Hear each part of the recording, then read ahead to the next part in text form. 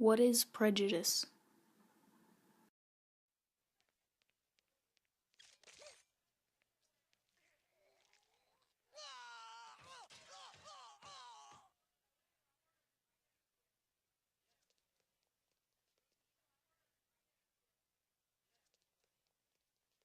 That new kid's a freak. I think his name is Zip or something. He's been here long enough to at least make some loser friends, like the creepy kid Dib. Or those rejects in the corner. But look at him, all by himself. I mean, what kind of kid doesn't have any friends? It's so inhuman. Inhuman. Inhuman. Inhuman. Inhuman. Zim gets judged by the girl at the lunch table. She calls him names and judges him, knowing nothing about him other than his appearance. This is an example of prejudice, but for a more formal definition.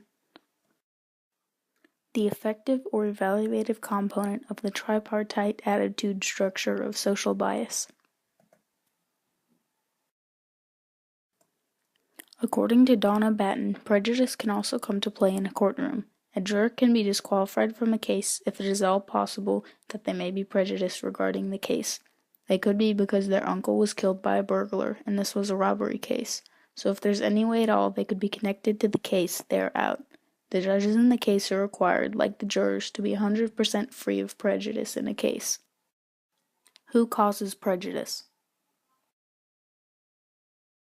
I think prejudice is caused by people who are uneducated and or familiar with a situation or a group of people.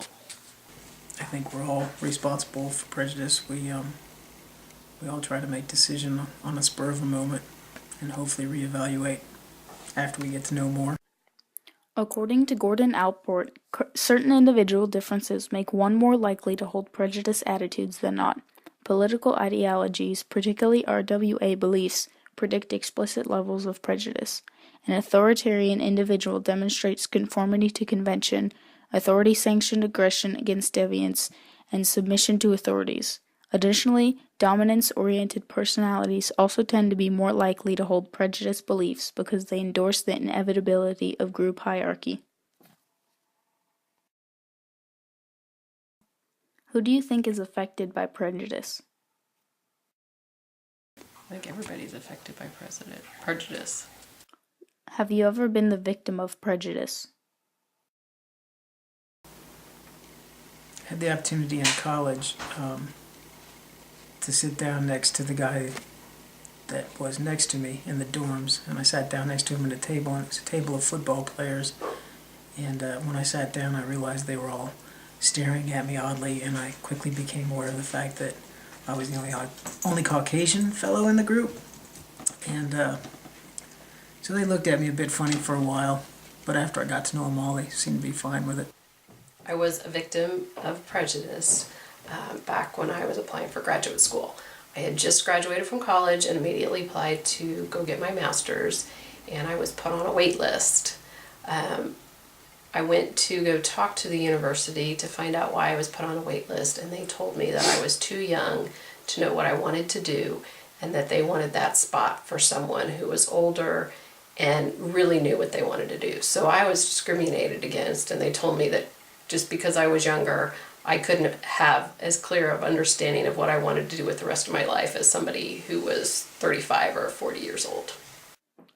What do you think may be some possible solutions to the issue of prejudice? I think people need to just be more tolerant of differences, and I think educating people about the issues will also help. The more knowledge you have, the better you are able to make a good decision rather than jump to a conclusion. I believe that the only true solution to prejudice is to not let your split-second judgment of somebody affect how you treat them. According to a hypothesis proposed by Alport, contact with out-group members will eliminate the category-based dependence on stereotypes for information. Instead, information will result from the nuanced interaction itself. So what he's pretty much saying is that the more we are exposed to people unlike us, the more our acceptance for others grows.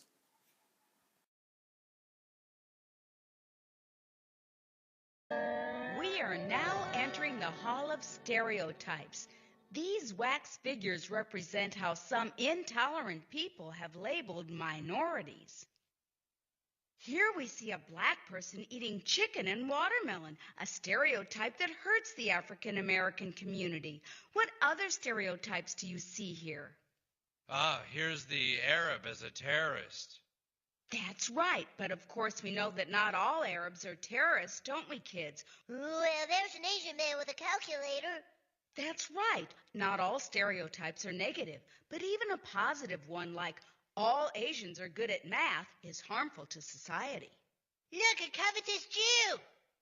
Very good, young man. The idea that Jews are only interested in money is very old indeed. Here's a good one. It's the stereotypical sleepy Mexican. Whoa, what? Oh, man, what time is it? Oh, I'm sorry. I thought you were a wax sculpture. No, man, I'm the janitor. I'm supposed to be cleaning, but I'm so tired. Oh, so sleepy. This is our discovery wing.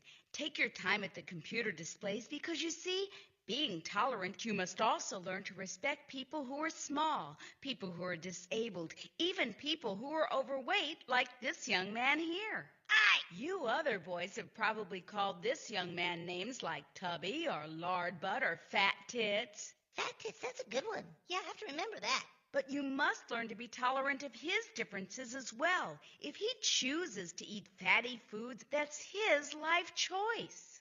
As you can see, prejudice can also come in the form of stereotypes and bullying. No matter what someone looks like, how much they weigh, or the color of their skin, it is our job to treat them as equal.